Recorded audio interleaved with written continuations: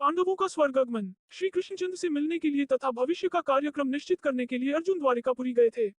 जब उन्हें गए कई महीने व्यतीत हो गए तब एक दिन धर्मराज युधिष्ठिर को विशेष चिंता हुई। वे भीमसेन से बोले कि भीमसेन द्वारिका का समाचार लेकर भाई अर्जुन अभी तक नहीं लौटे। और इधर काल की गति देखो, संपूर्ण भूतों में उत्पात होने लगे हैं। नित्य अपशकुन होते हैं, आकाश में उल्कापात होने लगे हैं और पृथ्वी में भूकंप आने लगे हैं। सूर्य का प्रकाश मध्यम सा हो गया है और चंद्रमा के इर्द गिर्द बारंबार मंडल बैठते हैं। आकाश के नक्षत्र एवं तारे परस्पर टकराकर गिर रहे हैं। पृथ्वी पर बारंबार बिजली गिरती है। बड़ी बड़ी बवंडर उठकर अंधकार में भयंकर आंधी उत्पन्न करते हैं। सियारिन सूर्योदय के सम्मुख मुंह करके चिल्ला रही हैं। कुत्ते बिलाव बारंबार रोते हैं। गधे, उल्लू, कौवे और कबूतर रात को कठोर शब्द करते हैं। गौएं निरंतर आंसू बहाती हैं। घृत में अग्नि प्रज्वलित करने की शक्ति नहीं रह गई है। सर्वत्र श्रीहीनता प्रतीत होती है। इन सब बातों को देखकर मेरा हृदय धड़क रहा है। न जाने ये अपशकुन किस विपत्ति की सूचना दे रहे हैं। क्या भगवान श्री कृष्णचंद्र इस लोक को छोड़कर चले गए या अन्य कोई देखदायी घटना होने वाली है। उसी क्षण आतुर अवस्था में अर्जुन द्वारिका से वापस आए। उनके नेत्रों से अश्रु बह रहे थे, शरीर कांतिहीन था और गर्दन झुकी हुई थी। वे आते ही धर्मराज युधिष्ठिर के चरणों में गिर पड़े। तब युधिष्ठिर ने घबराकर पूछा, हे अर्जुन, द्वारिकापुरी में हमारे संबंधी और बंधु बांधव यादव लोग तो प्रसन्न है न? हमारे नाना शूरसेन तथा छोटे मामा वसुदेव तो कुशल से है न? हमारी मामी देवकी अपनी सातों बहनों तथा पुत्र पौत्रादि सहित प्रसन्न तो है न? राजा उग्रसेन और उनके छोटे भाई देवक तो कुशल से है न? प्रद्युम्न, अनिरुद्ध, सांब, ऋषभ आदि तो प्रसन्न है न? हमारे स्वामी भगवान श्री कृष्णचंद्र उद्धव आदि अपने सेवकों सहित कुशल से तो है न? वे अपनी सुधर्मा सभा में नित्य आते हैं न? सत्यभामा, रुक्मिणी, जामवंती आदि उनकी 16 सहस्त्र 108 पटरानियां तो नित्य ठन की सेवा में लीन रहती है न? हे भाई अर्जुन, तुम्हारी कांति क्षीण क्यों हो रही है और तुम श्रीहीन क्यों हो रहे हो?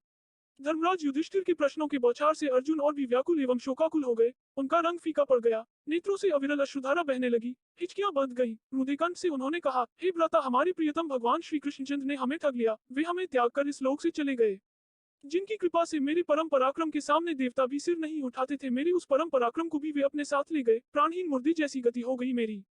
मैं द्वारिका से भगवान श्री कृष्णचंद्र की पत्नियों को हस्तिनापुर ला रहा था, किंतु मार्ग में थोड़े से भीलों ने मुझे एक निर्बल की भांति परास्त कर दिया। मैं उन अबलाओं की रक्षा नहीं कर सका। मेरी वही भुजाएं हैं, वही रथ है, वही घोड़े हैं, वही गांडीव धनुष है और वही बाण है जिनसे मैंने बड़े बड़े महारथियों के सिर बात की बात में उड़ा दिए थे। जिस अर्जुन ने कभी अपने जीवन में शत्रुओं से मुंह की नहीं खाई थी, वही अर्जुन आज कायरों की भांति भीलों से पराजित हो गया। उनकी संपूर्ण पत्नियों तथा धन आदि को भील लोग लूट ले गए और मैं निहत्थे की भांति खड़ा देखता रह गया।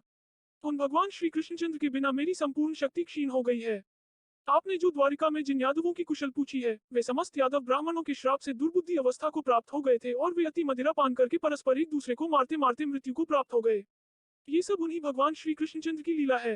अर्जुन के मुख से भगवान श्री कृष्णचंद्र के स्वधाम गमन और संपूर्ण यदुवंशियों के नाश का समाचार सुनकर धर्मराज युधिष्ठिर ने तुरंत अपना कर्तव्य निश्चित कर लिया और अर्जुन से बोले, हे अर्जुन, भगवान श्री कृष्णचंद्र ने अपने इस लौकिक शरीर से इस पृथ्वी का भार उतार कर उसे इस प्रकार त्याग दिया जिस प्रकार कोई कांटे से कांटा निकालने के पश्चात उन दोनों कांटों को त्याग देता है।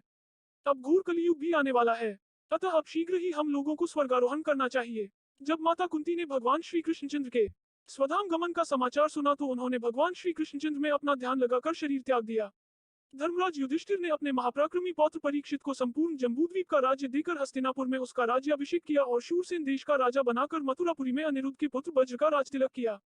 तत्पश्चात परमज्ञानी युधिष्ठिर ने प्रजापति यज्ञ किया और भगवान श्री कृष्णचंद्र में लीन होकर संन्यास ले लिया। उन्होंने मान, अपमान, अहंकार तथा मोह को त्याग दिया और मन तथा वाणी को वश में कर लिया। संपूर्ण विश्व उन्हें ब्रह्म रूप दृष्टिगोचर होने लगा।